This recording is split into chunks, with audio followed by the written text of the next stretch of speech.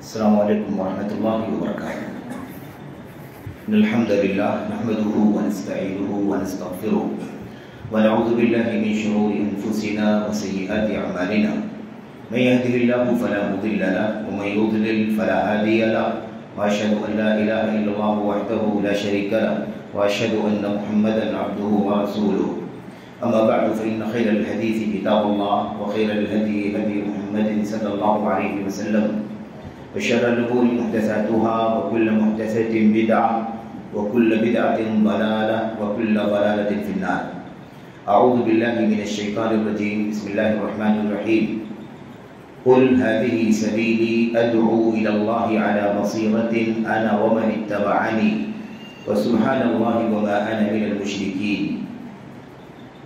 وقال النبي صلى الله عليه وسلم فيما جاء عن حذيفة بن اليمان رضي الله تعالى عنه قال قال النبي صلى الله عليه وسلم لتأمرن بالمعروف ولتنهون عن المنكر أو ليوشكن الله أن يبعث عليكم عقابا من عنده ثم تدعونه فلا يستجيب لكم۔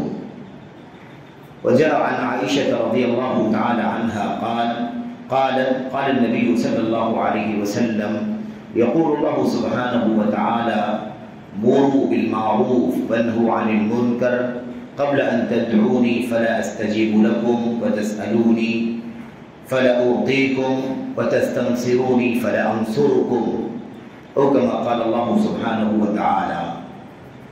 محترم مکرم ذمہ داران جماعت المسلمین پابرا، جامع مسجد اہل حدیث پابرا کے امام و خطیب، تمام تر علماء، فضلاء، قابل احترام بزرگوں، نوجوان دوستوں، قابل احترام ماں اور بہنوں، عزیز بچوں، اللہ تبارک و تعالیٰ کا بے پایا فضل اور اس کا انعام ہے، احسان ہے کہ اللہ عز و جل نے ہم سبوں کو اپنے گھروں میں سے گھر میں اللہ کے دین کی باتیں کرنے کے سلسلے میں اللہ کی کلام کی آیات اور نبی کریم صلی اللہ علیہ وسلم کی احادیث کے مذاکرے کے سلسلے میں اکٹھا ہونے کی توفیق عطا فرمائی۔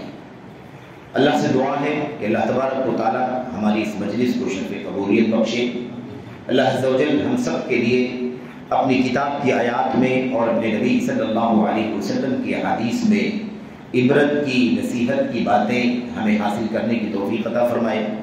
اللہ عز و جل ہم سبوں کو اپنی آیات سے، اپنے نبی کے فرامین سے اپنی اصلاح کرنے کی، اپنے اندر تبدیلی پیدا کرنے کی، اپنے اندر انقلاب لانے کی توفیق عطا فرمائے، اور اللہ عز و جل ہم سبوں کو اپنے فضل و کرم سے خالص توحید پر، نبی کریم صلی اللہ علیہ وسلم کی سنت پر، اس کے علم پر، اس کے عمل پر، اس کی دعوت پر اور اس کی راہ میں آنے والی تکلیفوں پر، مشقتوں پر صبر کرنے کی توفیق عطا فرمائے، آمین رب العالمین۔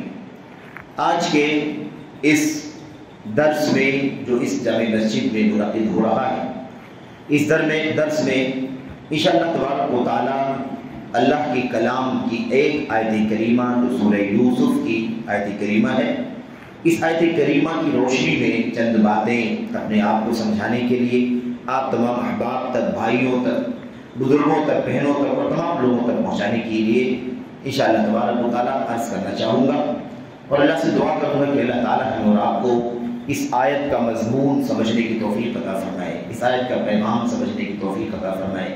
صحیح معنوں میں اللہ تبارک و تعالیٰ کے کلام کی یہ آیت کریمہ ہم سے کیا کہہ رہی ہے، ہم سے کیا مانگ رہی ہے، ہم سے کیا مطالبہ کر رہی ہے، ہمیں اللہ تبارک و تعالیٰ سمجھنے کی اور اس کے مطابق عمل کرنے کی توفیق عطا فرمائے۔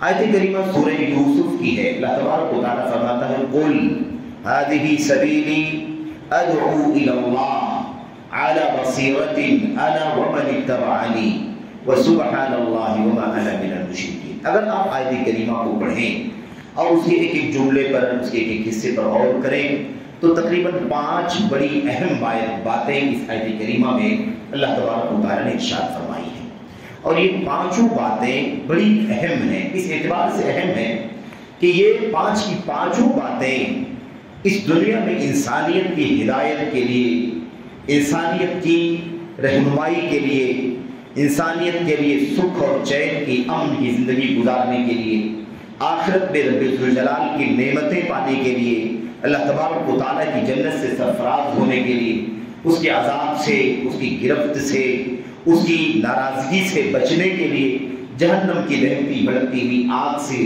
خلاصی اور نجات پانے کے لیے اس کے اندر پیغام موجود ہے۔ اللہ تبارک و تعالیٰ اپنے نبی کو مخاطب کر رہا ہے، قل، آپ کہیے، یعنی پیغام چونکہ نبی کریم صلی اللہ علیہ وسلم کے ذریعے سے ساری انسانیت کو پہنچنا ہے، ساری انسانیت کو یہ پیغام پہنچانا اللہ کے نبی صلی اللہ علیہ وسلم کی ذمہ داری۔ آپ اس امت کے نبی ہیں، آپ کی بعثت سے لے کر قیامت تک ساری انسانیت جو بھی ہے وہ محمد رسول اللہ صلی اللہ علیہ وسلم کی امت ہے، اور آپ کی امت کے اندر ہونے کا مطلب یہ ہے، ایک تو یہ کہ آپ کا سارے کے سارے لوگ، پوری امت آپ کی مخاطب ہے، اگر وہ مان لے تب بھی، نہ مانے تب بھی وہ آپ کی امت ہے، جس کو امت دعوت کہتے ہیں، یعنی سب کے سب کے لیے دعوت ہے اللہ کے نبی صلی اللہ علیہ وسلم کی۔ اور پھر اس کے بعد جو لوگ پوری امت میں سے مان لیں، تسلیم کر لیں، اعتراف کر لیں، اقرار کر لیں، آپ صلی اللہ علیہ وسلم کی سنت کو، آپ کی سیرت کو اپنی زندگیوں میں بسا لیں اور اس کے مطابق زندگی گزارنے لگے، تو یہ امت اجابت ہے، یعنی قبول کر لینے والی امت۔ اس پوری امت دعوت میں وہ طبقہ جنہوں نے اللہ کے نبی صلی اللہ علیہ وسلم کی بعثت کو تسلیم کیا، آپ کے پیغام کو مانا، اور آپ صلی اللہ علیہ وسلم کی لائی ہوئی شریعت پر عمل کر کے زندگی گزار رہے ہیں، یہ امت اجابت ہے۔ تو آپ اللہ تبارک و تعالیٰ اپنے نبی کو فرماتا ہے، قل، آپ اعلان کیجئے، آپ دنیا کو یہ پیغام پہنچائیے، اور آپ صاف لفظوں میں کہیے، ھذہ سبیلی، یہ میرا طریقہ ہے، یہ میری راہ ہے، یہ میرا راستہ ہے، یہ میرا مشن ہے، ادعو الی اللہ علی بصیرہ، میں لوگوں کو اللہ تبارک و تعالیٰ کی طرف بلاتا ہوں، بلا رہا ہوں، دعوت دے رہا ہوں، علی بصیرت، علم کی روشنی میں، علم کی روشنی، بصیرت کی روشنی، علم پلس کو بصیرت کہا جاتا ہے۔ علم کے ساتھ مزید خوبیاں جب پائی جائیں، حالات کو سمجھنے والا، ظروف کے سمجھنے والا، دعوت کے اصولوں کو جاننے والا، دعوت کے منہج کو جاننے والا، دعوت کے وسائل کو جاننے والا، دعوت کے تقاضوں کو جاننے والا، ساری باریکیوں کو جب جانتا ہے آدمی تو اس کو کہا جاتا ہے کہ بصیرت مند ہے۔ اور یہ بہت ساری جگہوں پر استعمال ہوتا ہے، لوگ سیاسی بصیرت بھی کہتے ہیں، لوگ فقہی بصیرت بھی کہتے ہیں، لیکن مختلف انداز سے بصیرت کا استعمال ہوتا ہے۔ اس کا مطلب یہ ہوتا ہے کہ معلومات کے علاوہ سارے حالات پر گہری نظر، سارے حالات پر، سارے تقاضوں پر گہری نظر جس کے پاس ہوتی ہے، اسے کہتے ہیں علم اور بصیرت والا۔ اسی لیے حضرت معاذ بن جبل رضی اللہ تعالیٰ عنہ کو جب نبی کریم صلی اللہ علیہ وسلم نے یمن بھیجا تھا تو آپ نے ان کو علم کے ساتھ ساتھ بصیرت بھی سمجھائی تھی، حالات اور ظروف کی نزاکت کو بھی سمجھایا تھا۔ آپ نے فرمایا تھا صلی اللہ علیہ وسلم نے، اِنَّكَ تَبْدُو قَوْمًا أَهْلَ كِتَابٍ وَلْيَكُنْ أَوَّلَ مَا تَدْعُوهُمْ إِلَيْهِ شَهَادَةُ أَن لَا إِلَٰهَ إِلَّا اللَّهُ۔ دیکھو معاذ، آپ جہاں جا رہے ہو، جس قوم سے تمہارا سامنا ہونے والا ہے وہ اہل کتاب ہیں، اہل کتاب ہیں۔ اس کا مطلب وہ عرب کے مشرکین نہیں ہیں، عرب کے مشرکین نہیں ہیں، کفار نہیں ہیں، بت پرست نہیں ہیں، بلکہ وہ اہل کتاب ہیں۔ تو نزاکت کو سمجھنا ہے، مشرکین سے تمہارا سابقہ نہیں ہو رہا ہے، وہاں جا رہے ہو، وہاں اہل کتاب سے تمہارا سامنا ہوگا، تو ان سے تمہارا رویہ، ان کے ساتھ تمہارا رویہ کیسا ہو، ان کے ساتھ تمہارا تعامل کیسا ہو، تم کیسے ان کے سامنے اپنی بات پیش کرو، پہلے کیا پیش کرو، پھر دوسرے نمبر پر کیا پیش کرو، تیسرے نمبر پر کیا پیش کرو، یہ پوری نزاکت جو اللہ کے نبی نے سمجھائی، یہ بصیرت کی رہنمائی ہے، بصیرت کی رہنمائی ہے۔ ورنہ آپ کو معلوم تھا اہل کتاب کون ہے، لیکن اہل کتاب سے سامنا ہو تو بات کیسے کی جائے، کیا بات کی جائے، پہلے کیا پیش کیا جائے، بعد میں، یہ ساری چیزیں جو ہیں اس کو بصیرت، اسی لیے بصیرت و علم پلس علم کے ساتھ مزید علم و زیادہ، آپ سمجھ لیں۔ بہرحال تو آیت کریمہ کا بہت اختصار کے ساتھ جو معنی ہے، جو تقاضا ہے، وہ ہمیں سمجھنا ہے۔ پہلی بات تو یہ ہے کہ اللہ کے نبی محمد رسول اللہ صلی اللہ علیہ وسلم کو، اور یہ جان لے میرے بھائیوں، یہ بات دعوت کی اس لیے کی جا رہی ہے اپنی ذات کو نصیحت کرنے کے لیے۔ سب سے پہلے میں سب سے زیادہ کوتاہ ہوں، ہم سب کہیں نہ کہیں کوتاہ ہیں دعوت کے معاملے میں۔ اللہ تبارک و تعالیٰ نے امتوں میں دعوت کا سلسلہ حضرت آدم علیہ السلام کے بعد 1000 سال تک تو شرک اور بت پرستی اور بدعقیدگی نہ تھی، اس لیے کسی نبی اور رسول کو کسی قوم کی طرف نہیں بھیجا، لیکن سب سے پہلے جب ایک قوم کے لوگوں نے شرک اور بت پرستی کرنا شروع کر دیا تو حضرت نوح علیہ السلام کو مبعوث فرمایا، اور اس کے بعد یہ سلسلہ آج تک چل رہا ہے۔ آخری نبی پر نبوت کا سلسلہ بند ہو گیا، لیکن آپ کا مشن اب امت کے علماء کی گردنوں پر آ گیا، اور اس مشن کو پوری ذمہ داری کے ساتھ ادا کریں، ان کی ذمہ داری بن گئی، اور اس میں اگر کوتاہی کریں گے تو پھر اللہ تبارک و تعالیٰ کے یہاں جواب دہ ہو جائیں گے۔ میرے بھائیو، یہ دعوت کا کام، یہ ارشاد کا کام، یہ اصلاح کا کام، یہ رہنمائی کا کام، یہ معروف یعنی بھلائی کے حکم دینے کا کام، یہ منکر یعنی برائی اور گناہ کے کام سے روکنے کا کام، اگر یہ کام ہم نے نہ کیا، ہم نے کوتاہی کی، ہم نے سستی کی، تو یاد رکھو کہ بھیڑیا ہمیں شکار کرنے کے لیے تیار ہے۔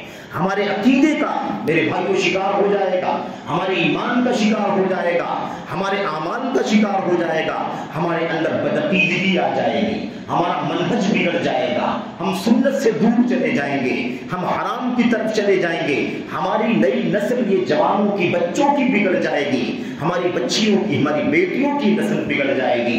آج تو نہ جانے کتنے فتنے ہیں میرے بھائیوں۔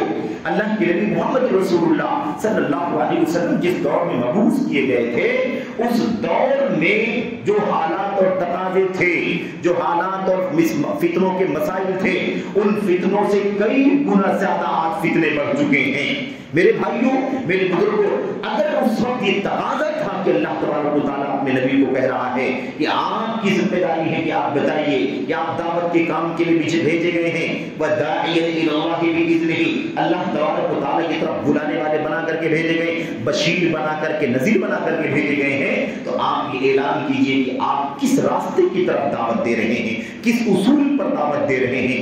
آپ کی ذمہ داری، آپ کے متبعین کی ذمہ داری، یہ ساری باتیں بتانے کے لیے، اعلان کرنے کے لیے اللہ تبارک و تعالیٰ کہہ رہا ہے۔ تو آج اس دور میں 14 صدی کے بعد آج کل حالات کتنے زیادہ نازک ہیں، کتنے فتنے ہیں میرے بھائیو۔ عقیدے کا فتنہ ہے، ایمان کا فتنہ ہے، منہج کا فتنہ ہے، افکار کا فتنہ ہے، حلال و حرام کا فتنہ ہے، بد اخلاقی بد کرداری کا فتنہ ہے، نشے کا فتنہ ہے، شراب کا فتنہ ہے میرے بھائیو۔ آج کل اس دور میں زناکاری، بدکاری، بے حیائی اور فحاشی کا فتنہ ہے۔ آج کل اس دور کے اندر بہت بڑا فتنہ میڈیا کا فتنہ ہے۔ فتنوں نے گھیر رکھا ہے اس دور میں۔ بہت بڑا فتنہ امت میں ان لوگوں کا ہے جو امت کو مس گائیڈ کرنے والے قائدین ہیں، گمراہ گر قائدین۔ وہ علماء نہیں ہیں، علماء کی فہرست میں نہیں آتے، لیکن عوام کو اسٹیج پر آ کر کے، مائک پکڑ کر کے، ڈائس پر آ کر کے، اسٹیج اور بینر لگا کر کے عوام کو خواص کو گمراہ کر رہے ہیں۔ اتنے سارے فتنے ہیں، اور یہ سرسری طور پر میرے بھائیوں نہ جانے کتنے افکار، نہ جانے کتنے نظریات، نہ جانے کتنے فرقے، نہ جانے کتنی ٹولیاں، نہ جانے کتنے دھڑے، نہ جانے کتنے گروہ، سب اپنے اپنی طرف بلا رہے ہیں، سب بلا رہے ہیں، سب بلا رہے ہیں۔ یہ یاد رکھیں، داعی تو ہو سکتے ہیں لیکن داعی الی اللہ نہیں ہو سکتے، کیونکہ یاد رکھیں داعی سب کو کہا جاتا، بلانے والا۔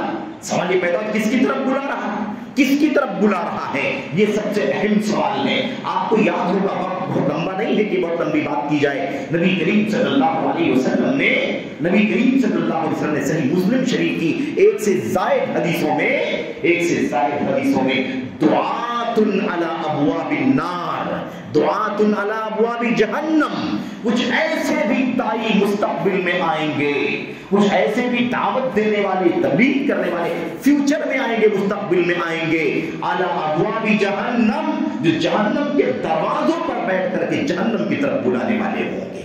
اس لیے یہ نہ سمجھے کہ وہ دائی ہے، وہ دائی ہے، وہ دائی ہے، وہ دائی ہے، تو سب دائی ہے تو دائی الی اللہ ہے، دائی الی النار بھی ہے، دائی الی جہنم بھی ہے۔ ایسے بھی بہت سارے دائی دنیا کے اندر گھوم رہے ہیں۔ اس لیے اللہ واسطے دعوت کو سمجھو، دعوت کی اہمیت کو سمجھو، دعوت کی حقیقت کو سمجھو، اس کی روح کو سمجھو، دعوت کے تقاضوں کو سمجھو، دعوت کی ضرورت کو سمجھو۔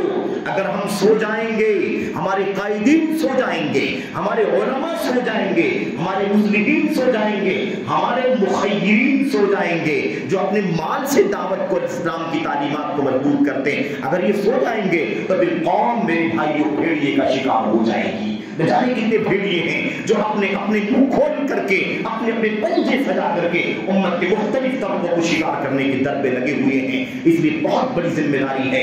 آج میرے بھائیوں میں آپ سے اشارہ کر رہا تھا ابھی، مجھے بات یاد آتی ہے کہ چند فتنوں میں نوجوان بہت زیادہ بکھرے ہوئے ہیں، میرے بھائیوں بہکے ہوئے ہیں۔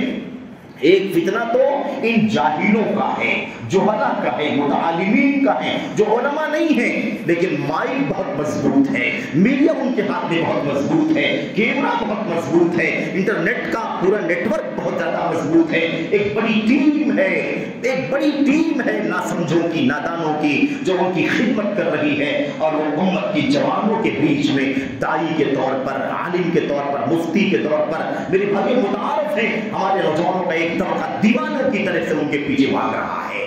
میرے بھائیوں علم کا راستہ ہے، علم کا، دعوت کا راستہ ہے، اللہ کی دین کا راستہ ہے۔ اللہ کے دین کا سورس وحی الہی ہے، محمد رسول اللہ صلی اللہ علیہ وسلم کے دل پر اترا ہے۔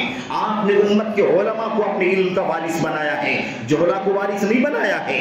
آج کل نہ جانے کیسے کیسے لوگ جن کا علم سے کوئی شرف نہیں، جن کے پاس قرآن کریم کا علم نہیں، سنت کا علم نہیں، علوم شریعت سے بھی وہ نابلد ہیں، ایسے بہت سارے لوگ نوجوانوں کے بیچ میں میرے بھائیوں اپنی شہرت کی بنیاد پر، اپنی تعارف کی بنیاد پر، اور اپنی دعوتی ایکٹیویٹیز جو دعوت کے نام پر وہ کرتے ہیں اس نام پر بہت زیادہ پاپولر ہیں، اور اپنی دامی فریب میں لوگوں کو بہکا رہے ہیں۔ کوئی ڈاکٹر ہے امت کے نوجوانوں کا داعی بنا ہوا ہے، محدث بنا ہوا ہے، کوئی انجینئر ہے جو بہت سارے نوجوانوں کا سب سے بڑا سورس بنا ہوا ہے علم کا۔ نوجوانوں کی بہت بڑی تعداد ہے میرے بھائیوں، معذرت کے ساتھ پڑوسی ملک کا وہ انجینئر جو اپنے آپ کو مائک پر ڈائٹ پر سجا کر کے بیٹھتا ہے، ہمارے نوجوانوں کی بڑی تعداد ہے جو دیوانوں کی طرح اس کی بات کو سنتی ہے۔ وہ کون ہے میرے بھائیوں؟ ہوش کے نہ کھل لو، امت کے علماء بڑی تعداد میں موجود ہیں، امت کے دعاء بڑی تعداد میں موجود ہیں۔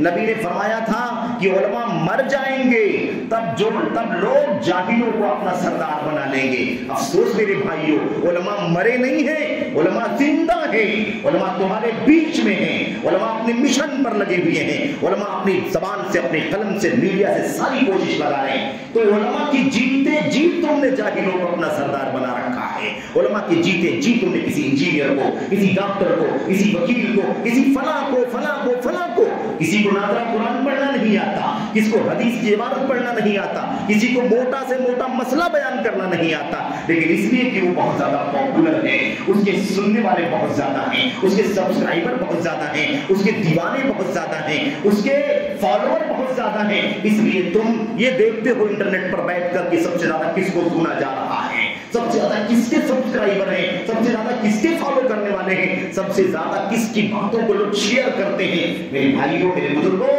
اگر ایسی ہی بات ہے کہ یہی معیار ہے دین کا، تب تو بڑے بڑے علماء جو ریاکاری نہیں کرنا چاہتے، دکھاوا نہیں کرنا چاہتے، لوگوں کے سامنے میڈیا کے دوش پر آ کر کے اپنا تعارف کروانا نہیں چاہتے، متعارف کروانا نہیں چاہتے، اور اس کو ریاکاری، دکھاوا، نمون سمجھتے ہیں، پبلسٹی سمجھتے ہیں، ایسے علماء کے علم سے امت محروم رہ جائے گی۔ یہ کوئی معیار نہیں ہے میرے بھائیوں، میرے بزرگوں۔ اس لیے اللہ واسطے، جیسے تم انجینئرنگ کا کام انجینئر سے کرواتے ہو، الیکٹریسٹی کا کام ایک ماہر وائر مین سے کرواتے ہو، میرے بھائیوں ایسے ہی دین کے علم کا کام امت کے علماء سے لو، امت کے علماء سے علم حاصل کرو، امت کے علماء سے مسائل پوچھو، امت کے علماء کی تقریریں سنو، امت کے علماء کے دروس سنو، ان سے علم حاصل کرو، ورنہ ایک جہلا کے پیچھے چلتے چلتے نہ جانے کس راہ کے راہی بن جاؤ گے، نہ جانے کہاں کہاں بھٹک جاؤ گے۔ اللہ کے نبی نے فرمایا دعات علی ابواب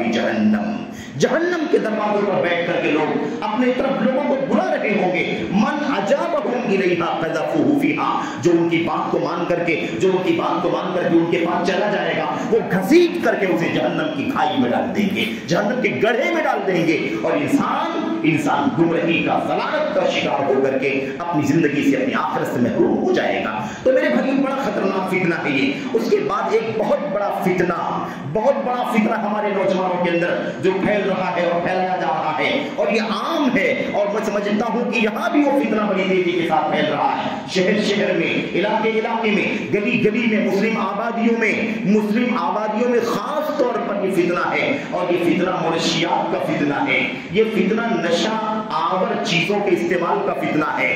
ہم تو اسی میں پریشان ہیں، یہ تمباکو، یہ بیڑی، یہ گوا، یہ گٹکا، یہ سگریٹ، یہ نشوار، ہم اس میں پریشان ہیں میرے بھائیوں۔ اللہ اکبر، اس سے کہیں زیادہ معاملہ سنگین ہو چکا ہے۔ نوجوانوں کی ایک بہت بڑی تعداد ہے، معاف کیجئے گا، ایک بہت بڑی تعداد ہے جو خالص نشے میں ڈوبتی چلی جا رہی ہے، چرس کے پیچھے بھاگ رہی ہے، گانجوں کی دیوانی ہو چکی ہے، اپنی زندگی ضائع کر رہی ہے، اپنی جوانی کو ضائع کر رہی ہے، اپنی عمر کو ضائع کر رہی ہے، اپنے دین سے، اپنے ایمان سے، اپنے عبادات سے، اپنے معاملات سے، اپنے اخلاق سے، اپنے بال بچوں سے، اپنے ماں باپ سے، اپنے بھائی بہنوں سے، اپنی قوم سے، اپنے قبیلے سے پورے طور پر تباہ و برباد ہوتی چلی جا رہی ہے۔ میرے بھائیوں، ایک نشہ ہے، اور یاد رکھنا نشہ اللہ کے نبی نے فرمایا تو ام الخبائث، ساری گندگیوں کی ماں، شر کل بلیہ، ساری مصیبتوں کی سے بدترین مصیبت، ساری مصیبتوں سے بدترین مصیبت، رأس کل خطیئہ، ہر گناہ کی جڑ میرے بھائیوں نشہ۔ تو نشہ جو ہے یہ انسان کو ضائع کر دیتا ہے، تو پاگل بنا دیتا ہے، انسان کی عقل چلی جائے تو انسان ننگے گھومتا ہے، انسان گالیاں بکتا ہے، انسان بے حیائی کرتا ہے، انسان جہاں جو چاہتا ہے کرنا چاہتا ہے وہ کرتا ہے، پھر اس کی حیثیت ایک حیوان سے بھی بدتر ہو جاتی ہے۔ تو اگر ہم دعوت کے اس مشن سے کوتاہی برتیں گے تو ہماری یہ حالت ہو جائے گی۔ ہمارے نوجوانوں کا کوئی جاہل جپٹ شکار کر لے گا، کوئی ہمارا نوجوان نشے میں مبتلا ہو جائے گا، کوئی ہمارا نوجوان زناکاری بدکاری کے نظر ہو جائے گا، اور کوئی ہمارا نوجوان میرے بھائیوں ان جاہلوں کے چنگل میں پھنس کے اپنے عقیدے کو، اپنے منہج کو ظاہر کر دے گا۔ تو نہ جانے کتنے فتنے ہیں، ان فتنوں کے حالات میں ہماری ذمہ داری اور زیادہ بڑھ جاتی ہے، اور زیادہ سنگین ہو جاتی ہے کہ ہم اس مشن کو بہت پلان کے ساتھ، بڑے منصوبے کے ساتھ اور پوری سنجیدگی کے ساتھ اٹھائیں، اور ہر شخص اپنی ذمہ داری سمجھے، صرف مولوی نہیں، صرف عوام نہیں، صرف دستیان نہیں، بلکہ سب مل کر کے اس مشن کو آگے بڑھائیں۔ ہمارے قائدین آگے آئیں، ان کے پیچھے سب لوگ آئیں، ساتھ دیں، وقت کے ذریعے ساتھ دیں، مال کے ذریعے ساتھ دیں، علم کے ذریعے ساتھ دیں، صلاحیتوں کے ذریعے سے ساتھ دیں، سب مل کر کے اس مشن کو آگے بڑھائیں۔ یاد رکھیں میرے بھائیوں، اگر اس دعوت کے مشن کو ہم نے کمزور کر دیا، ہم نے اپنی ذمہ داری نہ سمجھی، تو یہ نسل جو ہمارے سامنے جو سب سے بڑا سرمایہ ہے، جوان سب سے بڑا سرمایہ ہوتے ہیں کسی بھی قوم کے لیے، کسی بھی ملت کے لیے، یہ سرمایہ ضائع ہو رہا ہے، افکار و نظریات کے اعتبار سے بھی ضائع ہو رہا ہے، عقیدے اور منہج کے اعتبار سے بھی ضائع ہو رہا ہے، اور اسی کے ساتھ ساتھ نشے کی لت میں پڑ جانے کی وجہ سے، اس کا گرویدہ ہو جانے کی وجہ سے اپنی جوانی بھی، اپنی صلاحیت بھی، اپنی قوت بھی، اپنی صلاحیت بھی ضائع کر رہا ہے۔ تو ہر اعتبار سے، ظاہری طور پر، معنوی طور پر، جسمانی طور پر، معنوی طور پر، اخلاقی طور پر، ہر اعتبار سے ہمارا جوان ضائع ہو جائے گا اگر ہم نے اپنے اس دعوت کے مشن کو سنجیدگی کے ساتھ نہیں لیا، اپنی ذمہ داری ہم نے نہ سمجھی تو کیا حال ہو جائے گا۔ آئیے بہرحال اس آیت کریمہ کے چند جو آیت کریمہ کی جو 5 باتیں ہیں میں آپ کے سامنے رکھنا چاہتا ہوں، اور آئیے غور کرتے ہیں کہ نبی کریم صلی اللہ علیہ وسلم کو اللہ تعالیٰ نے اس آیت کریمہ میں جن باتوں کا حکم دیا وہ 5 باتیں کون سی ہیں۔ اس 5 باتوں سے امت کے اندر یا دعوت کی فیلڈ میں، دعوت کے میدان میں جو بہت ساری گمراہیاں بھی ہیں، جو بہت ساری گڑبڑیاں بھی ہیں، ان سب کا بھی اس کے اندر علاج بتا دیا گیا ہے، اس کا حل بتا دیا گیا ہے۔ میرے بھائیو، ہماری ذمہ داری ہے، میں نے شروع میں 2 حدیثیں پڑھی تھی، ذرا میں جلدی اس کا ترجمہ کر دوں کہ دعوت کا کام کتنا ضروری ہے۔ ہمارے سونے سے قوم سو جائے گی، ہمارے سونے سے ہمارا سب سے بڑا سرمایہ لٹ جائے گا، جوان ضائع ہو جائیں گے میرے بھائیو، اخلاقی طور پر، دینی طور پر، اور میرے بھائی ایمانی طور پر، منہجی طور پر، عقدی طور پر، فکری طور پر، ہر اعتبار سے ہمارا نوجوان ضائع ہو جائے گا۔ اور یہ سب سے بڑا ٹارگٹ ہے، سب سے بڑا ہدف ہے دشمنان اسلام کا کہ مسلمانوں کی قوم اپنے جوانوں کو ضائع کر دے، اپنی شباب کو ضائع کر دے، اور پھر اس کے بعد ان کی طاقت ختم ہو جائے گی، کیونکہ یہی وہ سرمایہ ہے کل جس کے ہاتھ میں امت کی قیادت آنے والی ہے، جس کے ہاتھ میں امت کی سیادت آنے والی ہے، جس کے ہاتھ میں امت کی بانٹور آنے آنے والی ہے. اگر ہم نے اس قوم کو قوم کے امت کے اس طبقے کو ضائع کر دیا تو ہم نے پوری امت کو داؤ پر لگا دیا. اس لیے ہماری ذمہ داری, اللہ کے نبی محمد رسول اللہ صلی اللہ علیہ وسلم نے فرمایا تھا لا تأمرون بالمعروف ولا تنهون عن المنکر او ليشهدن الله ان يبعث عليكم عقابا من عنده ثم تستجيبون ثم تدعونه فلا يستجيب لكم. بڑی پیاری حدیث, بڑی عظیم شان حدیث. ہمارے اپنے موجودہ نازک حالات پر بھی یہ حدیث انگلی رکھتی ہے, اس کا علاج بتلاتی ہے.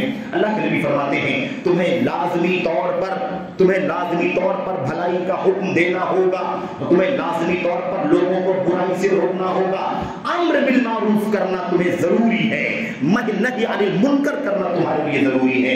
اگر تم یہ نہیں کرو گے تو خطرہ ہے, اندیشہ ہے, قریب ہے, بالکل قریب ہے ان یبعث علیکم عقابا من عنده, کہ اللہ تبارک و تعالی اپنی طرف سے تمہارے اوپر کوئی سزا بھیج دے, کوئی عذاب بھیج دے, کوئی مصیبت ڈال دے. پھر اس سزا کے بعد, اس مصیبت کے بعد تمہاری حالت یہ ہو جائے کہ تم اللہ تبارک و تعالیٰ کے سامنے اپنی مصیبتوں میں اپنے ہاتھ اٹھا کر کے اللہ سے دعا کرو تو اللہ تعالیٰ تمہاری دعا قبول نہ فرمائے. آج مشکلات بہت زیادہ ہیں, سارے اسباب وسائل کا استعمال کرنے کے بعد جب ہم ناکام ہو جاتے ہیں تو اپنے رب کے سامنے ہاتھ اٹھاتے ہیں, یا ربی, اے پروردگار, اے اللہ تبارک و تعالیٰ, اے رحمان الرحیم, اے ہمارا پرسان حال. ہم اللہ تبارک و تعالیٰ کے سامنے ہاتھ اٹھاتے ہیں لیکن دیکھتے ہیں کہ ہمارے حالات میں کوئی تبدیلی نہیں ہوتی ہے. ایسا لگتا ہے کہ اللہ تبارک و تعالیٰ ہماری دعائیں نہیں قبول فرما رہا ہے, ہماری دعائیں ہمارے منہ پر مار دی جا رہی ہیں, ہماری دعائیں رد کر دی جا رہی ہیں. کیوں؟ اس لیے کہ ہم نے امر بالمعروف کی ذمہ داری چھوڑ دی, ہم نے نہی عن المنکر کی ذمہ داری چھوڑ دی. بھلا اپنا جائزہ لے کر کے دیکھو میرے بھائیوں, اپنا جائزہ لے کر کے دیکھو. ہر محلے میں, ہر گاؤں میں, ہر قریے میں, ہر علاقے میں, ہر شہر میں, ہر قصبے میں, ہر علاقے میں ہر شخص اپنا جائزہ لے کر کے دیکھے کہ ہم امر بالمعروف کی ذمہ داری اور نہی عن المنکر کی ذمہ داری کتنی ادا کر رہے ہیں. کتنے دروس ہو رہے ہیں, کتنے خطابات ہو رہے ہیں, کتنے ہفتہ واری پروگرام ہو رہے ہیں, کتنے ماہانہ اجتماعات ہو رہے ہیں, کتنے سوال جواب کی مجلسیں ہو رہی ہیں, کتنا نوجوانوں کی تربیتی پروگرام ہو رہے ہیں, کتنا جوان بچیوں کی تربیت کے پروگرام ہو رہے ہیں, کتنا نوجوانوں کو جدید فکری انحرافات سے بچانے کے لیے میرے بھائیوں پیش رفت کی جا رہی ہے, کتنا سماج کی عمومی اصلاح کرنے کے لیے ہم کوشش کر رہے ہیں. اپنا جائزہ لے کر کے دیکھو میرے بھائیوں, ہم سال 2 سال 4 سال 6 سال کے اندر اگر کوئی بڑا کام کر لیں اس کا کوئی نتیجہ نہیں نکلتا میرے بھائیوں, سوائے اس کے کہ اسے یاد کیا جاتا ہے. ایک پروگرام ہوا تھا, ایک جلسہ ہوا تھا, ایک اجتماع ہوا تھا, اس میں ایسا ہوا تھا, لیکن سماج پر تربیت کا اثر کتنا ہوا, لوگوں نے کتنی اصلاح کی, کتنے لوگ نماز کے پابند بن گئے, کتنے لوگوں نے اپنے عقیدے کی اصلاح کر لی, کتنے لوگوں نے بدعت چھوڑ دیا, کتنے لوگوں نے حرام چھوڑ دیا, کتنے نوجوانوں نے نشے سے توبہ کر لیا, کتنے نوجوانوں نے نشے سے توبہ کر لیا, کتنے نوجوانوں نے زناکاری بدکاری سے توبہ کر لیا, کتنے اصلاح کے کتنے کام ہوئے. اس کا جائزہ لے کر کے ذرا دیکھو, دیکھا یہ جا رہا ہے. عام حالات میرے بھائیوں, کورونا کے حالات میں تو ہم سب بالکل پورے طور پر مجبور ہو چکے تھے, ہمارے پاس اسباب نہیں تھے, لیکن میرے بھائیوں عمومی طور پر ہماری ذمہ داری بہت سخت ہے, بہت اہم ہے ہماری ذمہ داری.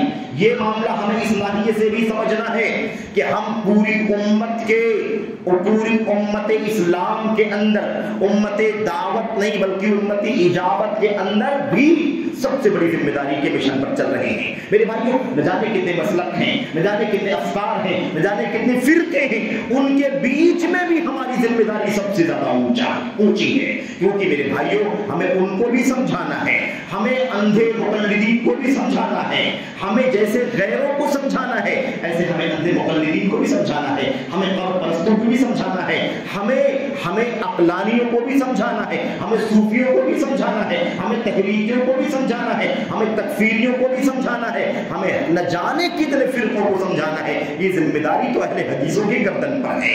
یہ ذمہ داری کس کی ہے؟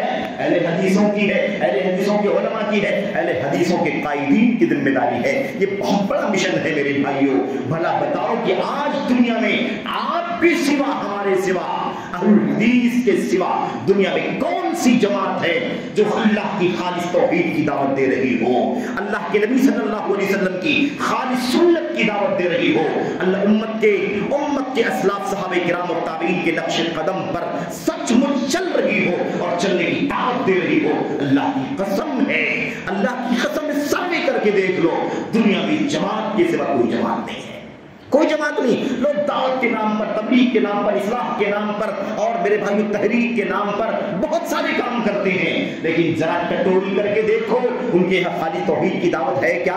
جاؤ نام لے کر کے تلاش کرنا، جتنی جماعتیں تمہارے بیچ میں ہمارے بیچ میں ہے سب کو چیک کر کے دیکھنا، کون خالی توحید کی دعوت دیتا ہے، کون خالی سنت صحیحہ کی دعوت دیتا ہے، کون منہج سلف صحابہ کرام تابعین کے عمل اور ان کی کردار کی دعوت دیتا ہے؟ کوئی نہیں میرے بھائیو، کوئی نہیں۔ میں بہت لمبی بات نہیں کرنا چاہتا ہوں، ورنہ میں آپ کو مثالیں دے کر کے بھی واضح کر سکتا ہوں میرے بھائیو، تاکہ بات واضح ہو جاتی کہ کون کون ہے، کیا کیا دعوت دیتا، اور آپ جانتے ہیں کوئی نئی بات نہیں ہے، یہ جماعت ماشاءاللہ یہاں کی پرانی قدیم ترین جماعتوں میں سے ہے، لیکن ہمیں زندہ ہونا ہوگا۔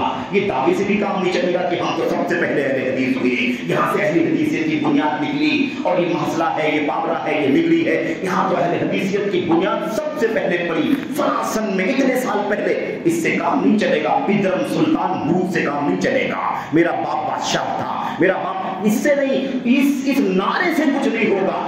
جو قومیں بیٹھ جاتی ہیں، سو جاتی ہیں، ان کا نام و نشان مٹ جاتا ہے، ان کا کردار گم ہو جاتا ہے۔ یاد رکھو، قومیں اپنے کردار سے زندہ رہتی ہیں، قوت فکر و عمل پہلے فنا ہوتی ہے، قوت فکر و عمل پہلے فنا ہوتی ہے، پھر کسی قوم کی شوکت پر زوال آتا ہے۔ ہمیں چاہیے کہ ہم غور کریں، سوچیں، منصوبے بنائیں، پلان کریں، ترتیب کریں، عمل اور ایکشن میں آگے بڑھ کر کے دعوت کے کام کو میرے بھائیوں گلی گلی میں، گاؤں گاؤں میں، گھر گھر میں، بچے بچے کے اوپر، جوان جوان کے اوپر، بوڑھے بوڑھے کے اوپر، ایک خاتون کے اوپر ہماری دعوت کا اثر آنا چاہیے، اصلاح ہونی چاہیے، دیوانہ وار مسجدوں میں لوگ بھر جائیں، نمازوں کی پابندی کریں، حلال پر اکتفا کریں، حرام سے بچیں، یہ ہماری ذمہ داری ہے میرے بھائیوں۔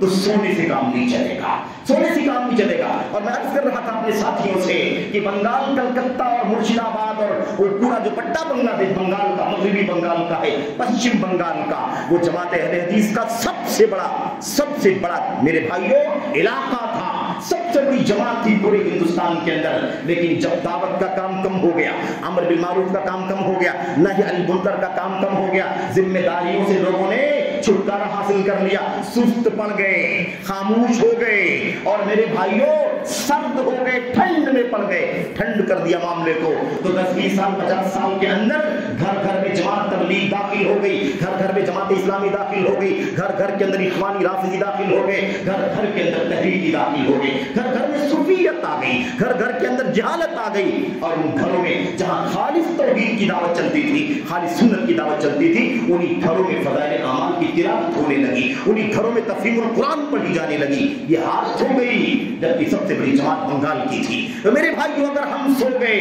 تو یاد رکھو کہ ہمارا حشر بھی اس سے مختلف نہیں ہوگا۔ اس لیے جاگو، اپنی ذمہ داری کو سمجھو۔ اگر ہم ہی سو جائیں گے تو پھر پوری قوم تو پہلے سے ہی میرے بھائیوں ہلاکت میں، ضلالت میں زندگی گزار رہی ہے، الا من رحم اللہ، ورنہ حالات نازک ہو رہے ہیں۔ بہرحال میرے بھائیوں، اللہ کے نبی نے کیا فرمایا؟ تمہیں بھلائی کا حکم دینا ہوگا، دعوت کے مشن کو تمہیں اپنانا ہوگا، اس مشن کی ذمہ داری کو ادا کرنا ہوگا، ورنہ اللہ سے دعا کرو گے تو اللہ تمہاری دعا قبول نہیں فرمائے گا۔ کہیں ایسا تو نہیں ہے کہ ساری دعائیں اسی لیے رد ہو جا رہی ہیں، ساری دعائیں اسی لیے ریجیکٹ کر دی جا رہی ہیں کیونکہ ہم نے اس مشن کو، اس ذمہ داری کو نہیں سمجھا، ہم نے بھولا دیا اپنے کام کو، اپنے مشن کو۔ میرے بھائیوں، اللہ کے نبی علیہ الصلوۃ والسلام کی ایک اور روایت حضرت عائشہ فرماتی ہیں، حضرت عائشہ صدیقہ رضی اللہ تعالی عنہا، کہ اللہ کے نبی علیہ الصلوۃ والسلام نے فرمایا، اللہ تبارک و تعالی فرماتا ہے، اللہ تبارک و تعالی فرماتا ہے، کیا فرماتا ہے؟ مروا بالمعروف۔ اس حدیث کا انداز ذرا دیکھو، اللہ فرماتا ہے اپنے بندوں سے مروا بالمعروف، اللہ خود کہتا ہے اپنے بندوں سے، اللہ کے نبی نے فرمایا کہ اللہ کہتا ہے اپنے بندوں سے، اے میرے بندو، اے مسلمانوں، اے توحید پرستو، اے سنت کے دل، میرے بھائیوں، سنت پر چلنے والوں، میرے نبی کے طریقے کو اپنانے والوں، کیا کرو؟ مروا بالمعروف، بھلائی کا سب حکم دو، وَنَهُ عَنِ الْمُنْكَرِ، اور سب کے سب جس کے پاس یہ صلاحیت ہے امر بالمعروف کی، نہی عن المنکر کی، भलाई का हुक्म दो, बुराई से रोको, قبل इसके की, इससे पहले कि तुम दुआ करो तो मैं तुम्हारी दुआ कबूल न करूं, कब्ल इसके कि तुम मांगो तो मैं तुम्हें न दूं, कब्ल इसके कि तुम मदद तलब करो तो मैं तुम्हें मदद न करूं। अल्लाह तबारक व तआला फरमाता है, किससे कहता है? हम ही से कहता है, उम्मत इस्लाम से कहता है, उम्मत तौहीद से कहता है, उम्मत सुन्नत से कहता है, सलफ सालिहीन की राह पर चलने वालों से अल्लाह तबारक व तआला क्या फरमाता है? तुम्हें इस काम को उठाना होगा, इस जिम्मेदारी को निभाना होगा, वरना याद रखो हशर ये होगा कि तुम अगर ये काम नहीं करोगे, अगर ये काम नहीं करोगे, सोए पड़े रहोगे, तो याद रखो तुम दुआ करोगे तो तुम्हारी दुआ नहीं कबूल करूंगा, तुम मांगोगे तो नहीं दूंगा, तुम मदद तलब करोगे तो बेयारो मददगार छोड़ दूंगा, बेसहारा छोड़ दूंगा। आप बताइए मेरे भाई, अगर हमने जिम्मेदारी ना अदा की तो फिर क्या होगा? और आज फितने बहुत ज्यादा हैं, हमने शुरू में अर्ज किया न जाने कितने फितने हैं, तो फितने ज्यादा हैं तो दावत और ज्यादा होनी चाहिए, जिम्मेदारी और ज्यादा चुस्ती के साथ, मेहनत के साथ अदा की जानी चाहिए।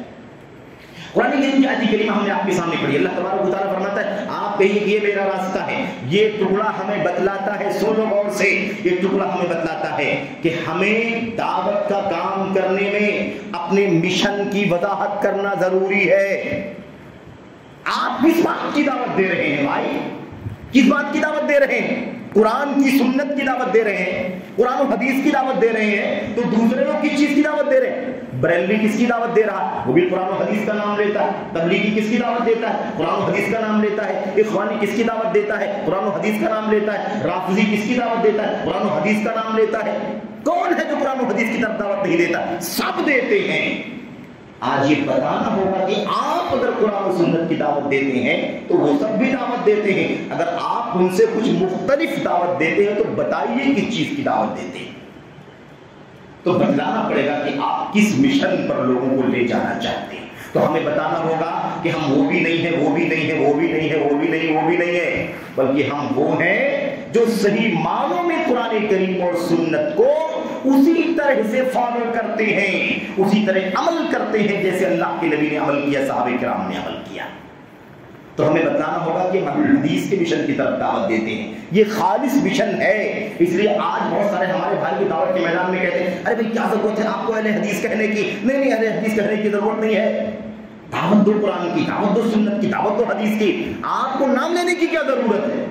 मेरे भाई सारे फिरके अपने नाम ले लेकर के उम्मत के बीच में आ रहे कि यार, तबलीगी जमात के नाम से आता, बरेलवी जमात के नाम से आता, इखवानी के नाम से, इस्लामी नाम से, राफिजी के नाम से, तहरीकी के नाम से, सूफी के नाम। हर आदमी अपनी दावत गुमराही की दावत नाम लेकर के देता है, और हम सच्ची तौहीद की सुन्नत की दावत बगैर नाम के।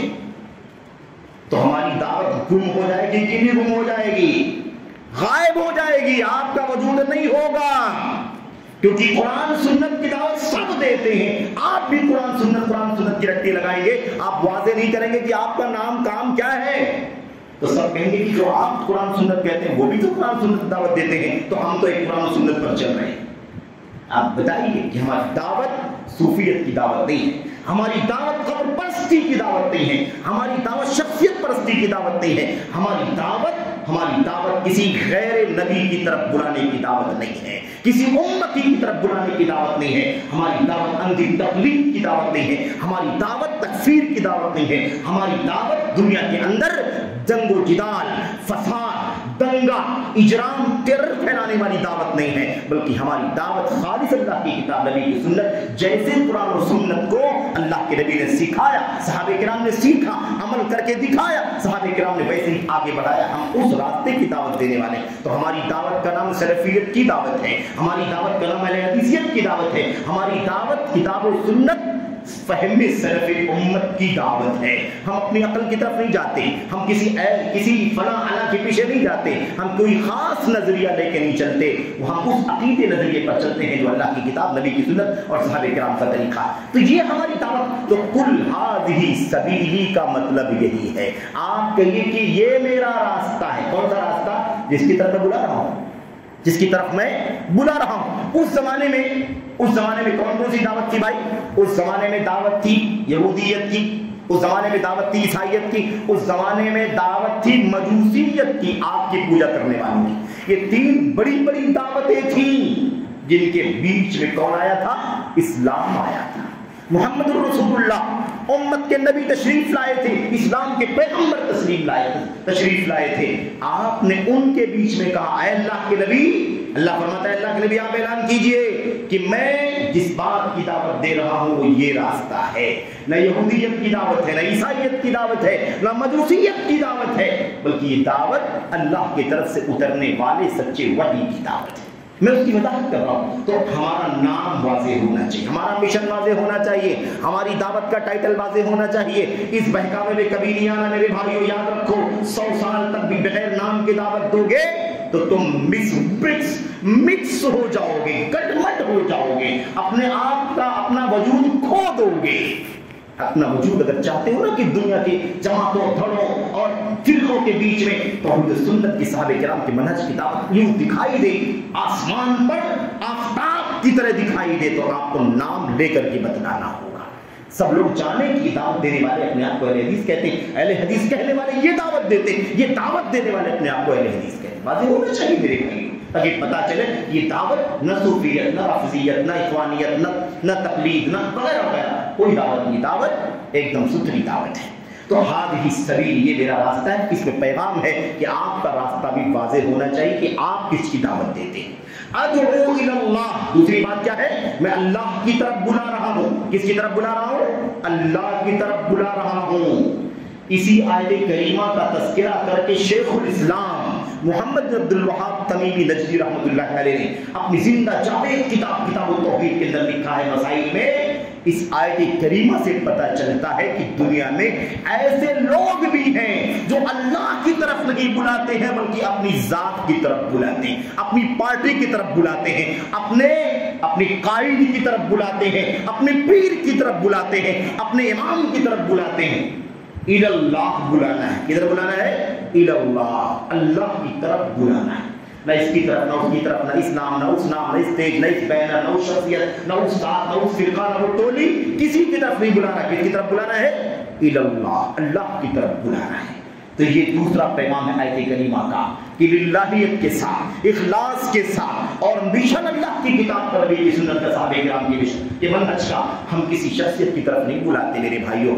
آج بھی ہم دعوت دیتے ہیں کس کی طرف؟ آؤ اللہ کی توحید اپنا لو، آؤ محمد رسول اللہ صلی اللہ علیہ وسلم کی سنت کو اپنا لو، ایسے اپنا لو کہ اگر نبی کی سنت کے سامنے صدیق کی بات کو بھی کوئی پیش کرے تو ان کی بات کو بھی تسلیم مت کرو، اور کوئی اس امام کی طرف، کوئی شخصیت کی طرف، کوئی اس کی طرف، کوئی اس کی طرف، کوئی فلاں کی طرف، دنیا میں ہمارے سوا کوئی نہیں ہے میرے بھائیوں۔ اور یہ شرف ہے، یہ سعادت ہے اللہ تبارک و تعالیٰ کی طرف سے اہل الحدیث کے لیے کہ اللہ تبارک و تعالیٰ نے یہ مقام عطا فرمایا، انہیں عزت بخشی ہے کہ وہ دنیا میں سب سے زیادہ نمائندہ ہیں، سب سے زیادہ نمائندہ ہیں میرے بھائیوں، کہ وہ اللہ کی طرف بلانے والے ہیں، اس کے رسول کی طرف بلانے والے ہیں۔ ہماری نسبت، ہماری دعوت کسی شخصیت کی طرف نہیں جاتی، ہماری دعوت کہاں سے شروع ہوئی ہے؟ اس وقت سے شروع ہوئی ہے جب سے جبریل امین علیہ السلام غار حرا میں وحی لے کے نبی کریم صلی اللہ علیہ وسلم کے پاس آئے تھے۔ بس سب کی دعوتیں اس کے پہلے 100 سال پہلے، 200 سال پہلے، 300 سال پہلے، 400 سال پہلے، 500 سال پہلے۔ بس ہماری دعوت کہاں سے شروع ہوتی ہے؟ غار حرا میں وحی الہی کے نزول سے شروع ہوتی ہے۔ اس لیے کوئی فرقہ نہیں ہے، یہ کوئی ٹولی نہیں ہے، کوئی دھڑا نہیں ہے، یہ بلکہ اللہ تبارک و تعالیٰ کا سچا دین ہے۔ یہ نکلی ہوئی پارٹیاں ہیں جن سے ہم آگاہ کر رہے ہیں۔ اس لیے ہمارا مشن واضح رہنا چاہیے اور ہمیں اللہ کی طرف بلانا ہے، کسی اور چیز کی طرف نہیں بلانا ہے۔ کسی اہل حدیث نے آج تک کیا اپنے کسی بڑے عالم کی طرف بلایا ہے کسی کو؟ کسی اپنے امام کی طرف بلایا ہے کسی کو؟ نہ، ہرگز نہیں۔ ہم بلاتے ہیں اللہ کے نبی صلی اللہ علیہ وسلم کی طرف، اللہ کی توحید کی طرف، اللہ کے نبی کی سنت کی طرف بلاتے ہیں۔ یہ ہمارا طریقہ ہے، اسی پر صحابہ تابعین تابعین چلے۔ دوسری بات ھذہ سبیلی ادعو الی اللہ۔ تیسری بات اعلی بصیرۃ انا ومن اتبعنی۔ یہ پورا جملہ ساتھ میں علم کے ساتھ، بصیرت کے ساتھ دعوت دیتا ہوں میں۔ اس کا مطلب جہالت والی دعوت ہمارے یہاں نہیں، ہم علم کے ساتھ، بصیرت کے ساتھ دعوت دیتے ہیں۔ اللہ کے نبی صلی اللہ علیہ وسلم سے اللہ تبارک و تعالیٰ کہلوا رہا ہے اعلان کروا رہا ہے کہ آپ اعلان کیجئے کہ میں بھی علم کی روشنی میں دعوت دیتا ہوں اور میری پیروی کرنے والے میری متبعین بھی علم کی روشنی میں دعوت دیتے ہیں۔ کیا پیغام ملا آیت کریمہ سے؟ کہ دعوت کا کام علم کی روشنی میں کرنا ہے۔ پہلے دعوت نہیں ہے، پہلے تبلیغ نہیں ہے، پہلے دور دور جا جا کر کے باتیں پھیلانا نہیں ہے، بلکہ اللہ تبارک و تعالیٰ کا کلام کہتا ہے نبی آپ کو بھی علم کی روشنی میں دعوت دینا ہے اور آپ کی امتیوں کو بھی، آپ کی متبعین کو بھی علم کی روشنی میں دعوت دینا ہے۔ اللہ تبارک و تعالیٰ فرماتا ہے فَاعْلَمْ أَنَّهُ لَا إِلَهَ إِلَّا اللَّهُ وَاسْتَغْفِرْ لِذَنبِكَ۔ اے اللہ کے نبی آپ علم حاصل کیجئے، آپ جانیے کہ اللہ کے سوا کوئی سچا عبادت کے قابل نہیں۔ اللہ کے نبی کو کہنا ہے آپ جانیے، پہلے علم، اس کے بعد اللہ تبارک و تعالیٰ کیا فرماتا ہے استغفر لذنبک وللمؤمنین والمؤمنات، پھر اپنے گناہوں کی بخشش مانگیے اور ایمان والے مردوں اور ایمان والے عورتوں کے لیے بخشش کا سوال کیجیے۔ تو پتہ یہ چلا کہ علم پہلے ہے، علم کے بغیر دعوت نہیں چل سکتی ہے۔ تو یہ نعرہ لگانے سے کوئی فائدہ نہیں، دھوس جمانے سے کوئی فائدہ نہیں کہ ہم تو امریکہ افریقہ کے صحراؤں تک جا جا کر کے دعوت کا کام کرتے ہیں۔ یہ کون سی فضیلت کی بات ہے میرے بھائی؟ کوئی ضرورت نہیں امریکہ افریقہ میں جانے کی۔ اپنے پڑوسی کو بتاؤ علم کی روشنی میں بتلاؤ، اپنے ساتھی کو بتلاؤ علم کی روشنی میں بتلاؤ، اپنے محلے کے لوگوں کی اصلاح کرو، علم کی روشنی کی اصلاح کرو۔ آپ کو امریکہ افریقہ کے سوالات نہیں کرے گا اللہ تبارک و تعالیٰ، لیکن آپ سے اللہ یہ ضرور پوچھے گا تم نے زبان کھولی تھی سکھانے کے لیے، دعوت دینے کے لیے، تمہیں اس کا علم تھا یا نہیں تھا؟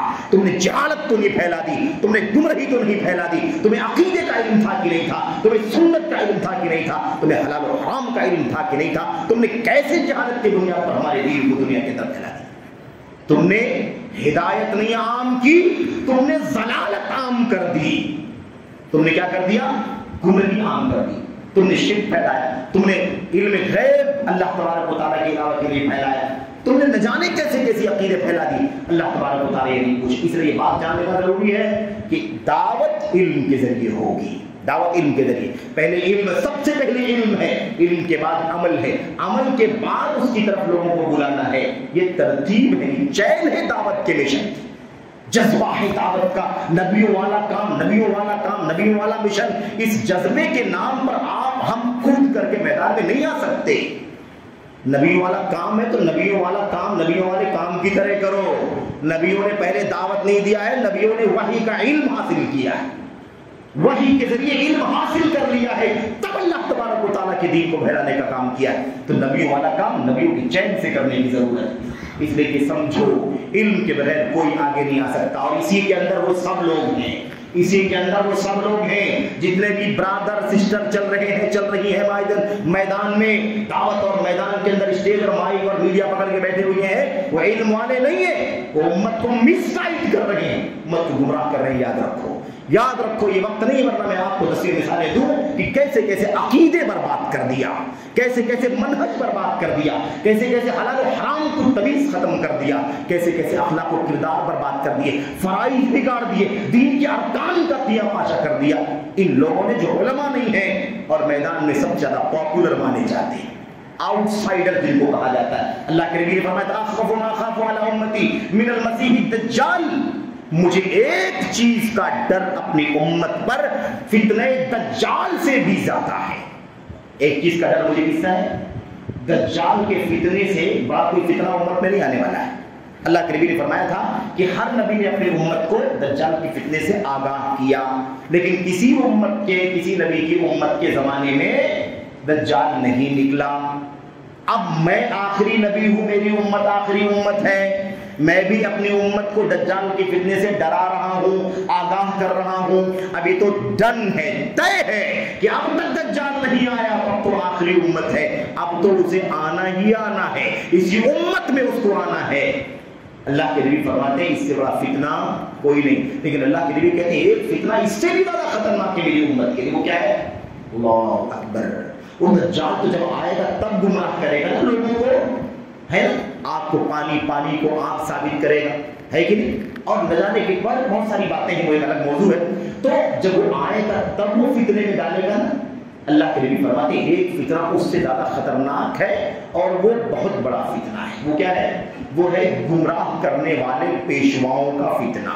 الائمۃ المضلون، جو آگے آ کر کے گمراہ کر رہے ہوں لوگوں کو، مسائل کر رہے ہوں لوگوں کو، ان کے پاس دین کا علم نہ ہو، شریعت کا علم نہ ہو، عقیدے کا علم نہ ہو، منہج کا علم نہ ہو، حلال و حرام کا علم نہ ہو، فرائض کا علم نہ ہو، میرے بھائیوں وہ امت کو گائیڈ کرنا شروع کر دیں، اس لیے کہ ان کو زیادہ بولنا آتا ہے، ان کو چکری چپڑی بات کرنا آتا ہے، ان کو ایکشن اور ایکٹنگ کرنا آتا ہے، ان کو بہت زیادہ کھلکھلا کر کے ہنسنے ہنسانے کا فن آتا ہے، اس لیے لوگوں کے بیچ میں زیادہ پاپولر ہو گئے ہیں۔ ایسے لوگوں کا فتنہ اس امت میں دجال کے فتنے سے بھی زیادہ خطرناک ہے۔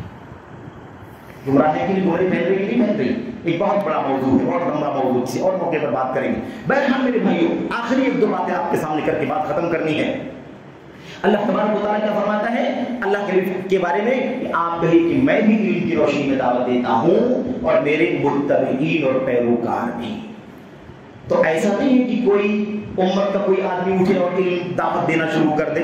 اللہ کے نبی کے متبعین ہے نا ہم، تو ہمارا سب سے پہلا کام یہ ہے کہ دعوت کا کام کرنے سے پہلے علم حاصل کریں، علم حاصل کریں، علم حاصل کر کے بصیرت حاصل کر کے تب میدان دعوت میں اتریں۔ علم، عمل، دعوت، پھر اللہ تبارک و تعالیٰ کی راہ میں آنے والی پریشانیوں پر صبر، آزمائشوں پر صبر۔ یہ الحمدللہ 4 ترتیب ہے، اس کے ساتھ ہی ہمیں دعوت کا کام کرنا ہے۔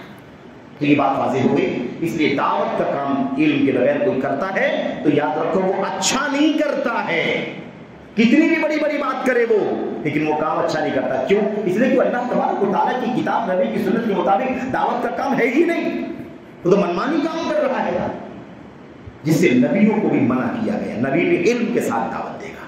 تو انا ومن تبعنی، اس کے بعد چوتھی بات، سبحان اللہ، اللہ تبارک و تعالیٰ کی ذات پاک ہے، اللہ تبارک و تعالیٰ کی ذات پاک ہے۔ یہ دعوت کے مشن کا سب سے بڑا کام ہے۔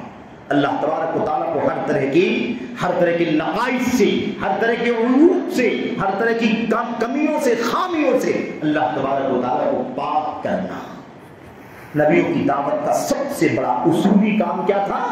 یا قوم اعبدوا اللہ ما لکم من الہ غیرہ، اے میری قوم کے لوگوں اللہ کی عبادت کرو، اللہ کے سوا تمہارا کوئی سچا عبادت کے قابل نہیں ہے۔ حضرت نوح نے یہی کہا، حضرت صالح نے یہی کہا، قوم سمود، حضرت ہود علیہ السلام نے یہی کہا، حضرت شعیب نے یہی کہا، محمد الرسول اللہ نے یہی کہا، حضرت ابراہیم نے یہی کہا، حضرت موسیٰ اور عیسیٰ نے یہی کہا، سب نے یہی کہا۔ کیا کہا؟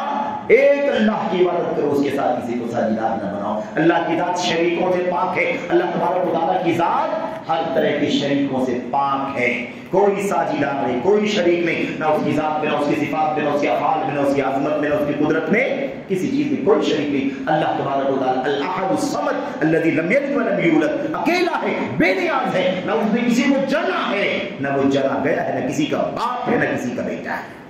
میرے بھائی، ادنا ہو اعلیٰ ہو، نہ جانے کی توپیر و فقیروں کو پوجا جا رہا ہے، اللہ تبارک و تعالیٰ کی ذات میں عیب لگایا جا رہا ہے، کسی کو ساجدار بنایا جا رہا ہے، اللہ کو عیب دار بنایا جا رہا ہے، اللہ تبارک و تعالیٰ کو بے عیب ثابت کرنا، یہ ساری دعوت کی جڑ اور اصل الاصول ہے میرے بھائی۔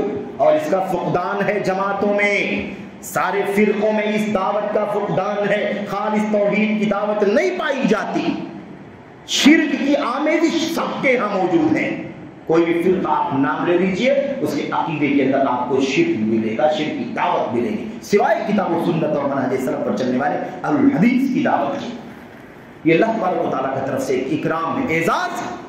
ایک جماعت ہمیشہ حق پر قائم رہے گی، ساری دنیا مخالفت کرے گی، لیکن کوئی طاقت انہیں مٹا نہیں سکے گی، وہ غالب رہیں گے، اللہ تعالیٰ کے حق پر چلے رہیں گے۔ آخری بات، اللہ تبارک و تعالیٰ فرماتا ہے وَمَا أَنَا مِنَ الْمُشْرِكِينَ، اور آپ یہ بھی کہیے کہ میں مشرکوں میں سے نہیں۔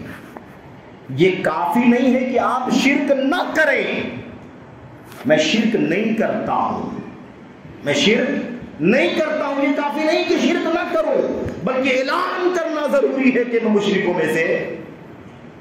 فرق ہے دونوں کے اندر، یاد رکھنا۔